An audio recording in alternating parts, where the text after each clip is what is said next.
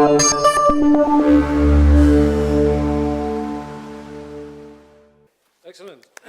Thank you very much.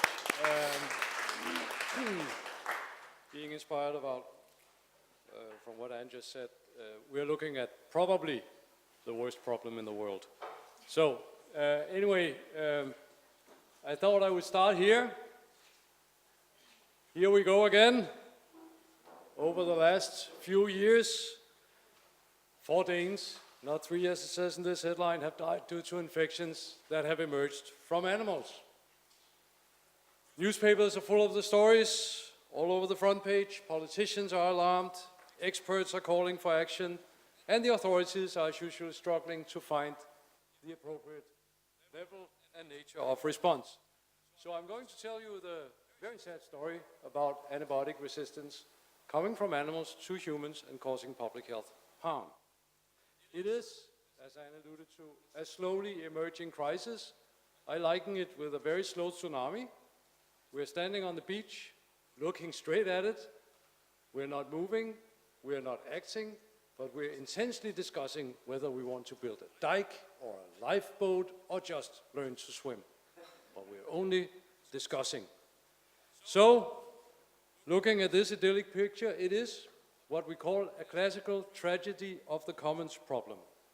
Tragedy of the commons refers to the story of the old English commons where the villagers would put their animals out to graze on the commons. It was a shared community-owned pasture.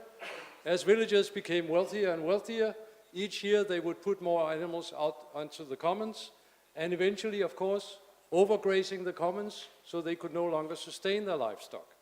So every villager in pursuit of his own individual wealth would overgraze the limited shared resource. So that's the problem that we also face with antibiotic resistance. As long as the decision to use antibiotics is primarily an individual decision by veterinarians or by farmers in the context that I'm talking about, there is a real risk that we in our individual efforts to be as effective or safe as possible degrade our common limited resource and unwillingly bring the antibiotic miracle to an end. Of course, modern intensive animal production has changed quite a bit from its historical roots at the commons. The extreme intensification of livestock production, which we have witnessed since the late 50s, be it in agriculture or not to forget aquaculture, is built on and to a very large extent has depended on a very liberal use of inexpensive antibiotics. Antibiotics perform the farmers to have very high animal densities, to wean animals very early before they are physiologically ready to be moved from their mother, to commingle extremely large groups of immunologically naive animals, to use substandard or nutritionally imbalanced feeds, to reduce on hygiene and biosecurity, and to transport animals over extremely long distances. Now, all these management tools taken together, of course, has increased efficiency tremendously, has reduced production cost, has created cheaper food in the stores, but it also comes with a substantial risk, namely that we risk losing the antibiotics that we are pouring into this system. The antibiotics that we use in animals are exactly the same as the antibiotics that we use in humans, and they cause exactly the same kind of resistance that harms humans. But they are, as we also heard earlier, administered in a distinctly different way. They are given routinely to entire flocks of animals. They are given routinely in the feed and in the water. They are given routinely to healthy animals, and in many parts of the world, they are given simply for something called growth promotion, so nothing to do with the management of disease, mainly just in the belief that if you give antibiotics, animals grow faster. So it should come as no surprise that the amounts of antibiotics that are used in agriculture globally are considerably higher than the amounts of antibiotics that we use in humans. Now, use of antibiotics, as we know, breeds resistant bacteria, and indiscriminate use breeds enormous amounts of resistant bacteria. And these bacteria do transmit from animals to humans. Some of you might wonder, how does this take place? Well, mainly because we have decided to eat the animals. That's actually why we raise them. So most of the infections do transmit by the foodborne route. But obviously there are many other routes, through the environment, through contact, and many other ways. It is complex, but not terribly difficult. Most of these infections originate in the farm, in the animals that were raised for our food supply. So, some years ago, actually now 10 years ago, the three global organizations, WHO, FAO, and OIE, that's the World Animal Health Organization, convened a meeting where they pulled together all the experts in the world on this topic and asked them, is this a real problem? And the conclusion was very straightforward. Yes, there is strong scientific evidence that antibiotic resistance emerges in food animals, that it transmits to humans, and that it leads to more infections in humans, that is, infections that would otherwise not have occurred, more serious infections in humans, and, of course, more causes of death. Now, in light of this very clear conclusion, of course, the important question remains, what can we do to contain the problem? The most effective way is to reduce the overall amount of antibiotics that are being used in animals. And furthermore, to avoid using the antibiotics that are considered critically important for human medicine. Reducing overuse and misuse in modern agriculture seems to be a low-hanging fruit, but obviously it lies in the very nature of the problem that the individual farmers and the individual veterinarians' perception of what is appropriate use may differ substantially from what is the society's idea about appropriate use. Farmers compete to produce animals as effective as possible. It's a business. And obviously, if antibiotics are like doping, the more you add, the faster you go. There is a tendency to add more antibiotics. Veterinarians in Europe and the rest of the world generate a large fraction, in most parts of the world, the major fraction of their income from the direct sale of drugs. Most of these drugs are antibiotics. So there is a very strong financial incentive. And obviously, pharmaceutical industry exert very large marketing pressure on farmers and veterinarians to use the most advanced and the newest drugs that had just been developed because they have to recoup development costs. So, all incentives push all the actors in the wrong direction. And in my eyes, there is only one way to cope with this, which is also the way you cope with tragedy or common problems: regulation. You have to fence in the things so each individual gets his own fair share of the common good, literally speaking. Europe is far ahead of the rest of the world when it comes to regulating antibiotics in farm animals, I should say, in all fairness. Farmers in Europe, unlike the rest of the world, cannot buy drugs over the counter. Farmers in Europe cannot use antibiotics for growth motion. But we have to go further. The next important step, as was also mentioned before, is to reduce the overall amount of antibiotics that are being used, that is prescribed, because we have them only on prescription in Europe by veterinarians. To do that, I think it's a reasonable question to ask, how much is prescribed? And one might think that these data are readily available, but actually until recently, we didn't have data on how much antibiotics were being used by farmers in Europe in the different countries. They were considered proprietary information by the pharmaceutical industry. But this has fortunately changed. So in 2007, EMA, the European Medicines Agency, tried to collect for the first time from the countries that had these data available data on how much antibiotics are being used. The graph shows how much antibiotics used to produce 1 kilogram of meat. And as you can see, there are huge differences. Apparently, Dutch farmers use 10 times more antibiotics than Norwegian farmers to produce 1 kilogram of meat. Now, obviously, the Dutch politicians did not like what they saw. See, that's the power of data and transparency. And they decided that if Scandinavia can produce meat with a significantly lower input of antibiotics, so can the Dutch. And they dictated some very ambitious reduction targets for their industry. So this is Dutch use as it unfolded up until 2007. The politicians simply said by 2011 reduce by 20%, by 2013 by 50%, and by 2015 by 70%. 70% reduction in use. So let's see how it went. By 2011, they were already far ahead. By 2013, they are also ahead of the curve. And this is where they want to be in 2015.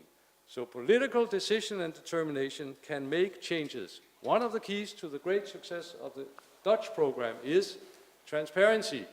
Make available the data on the use of the individual farmer and the prescribing patterns of the individual veterinarians, and make them compete to be the best. Best practice competition is a very strong driver. In Denmark, we have a similar system. We call it the yellow card system.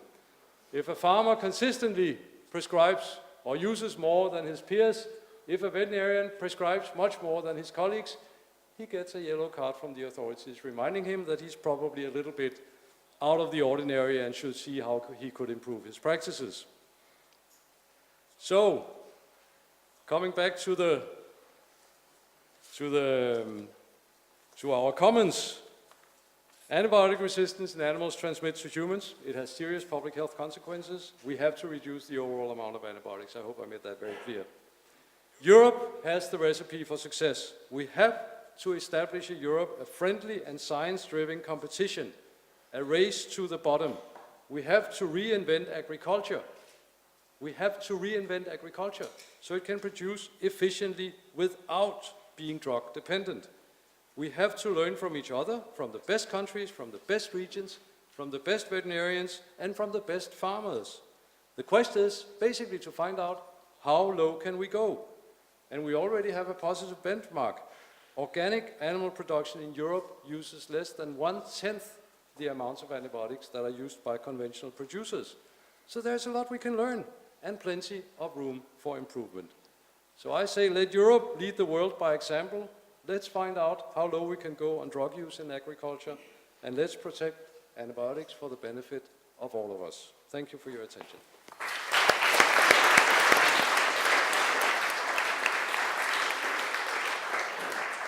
Thank you, Henrik. And a positive note to end on. Now, just before we take some questions, as you'll see already immediately on the screen behind me, this is now we're going to try you on one of these polls. So if you've lost the website to go to, www.govote.at, entry code, if you need it again, 445622. If I keep saying that, somebody's going to shout out house. So that's a British bingo joke, by the way. So here's the question with just 3 options. Which of the following strategies do you consider to be the most important to manage antibiotic resistance from animals? 1, regulate. 2, research. 3, relax. I didn't think we were going to get many for the relax, but I'm going to give you another 20 seconds for voting, because there's more people in the room than that.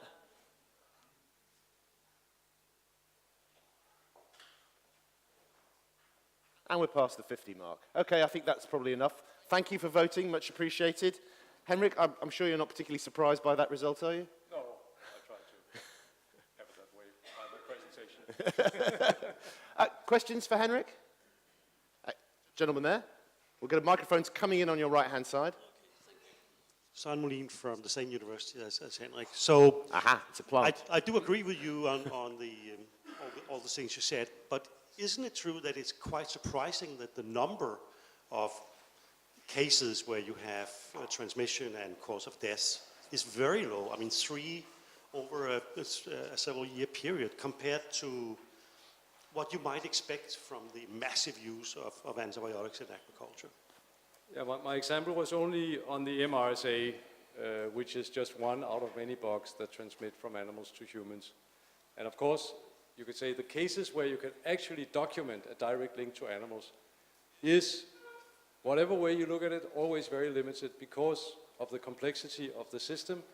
So whether it's the resistance gene that transmit from animals to humans but jump into a bacterium in humans and then causing infections, you know as well as I that the genes are the same. They go around and they jump from one species to the other.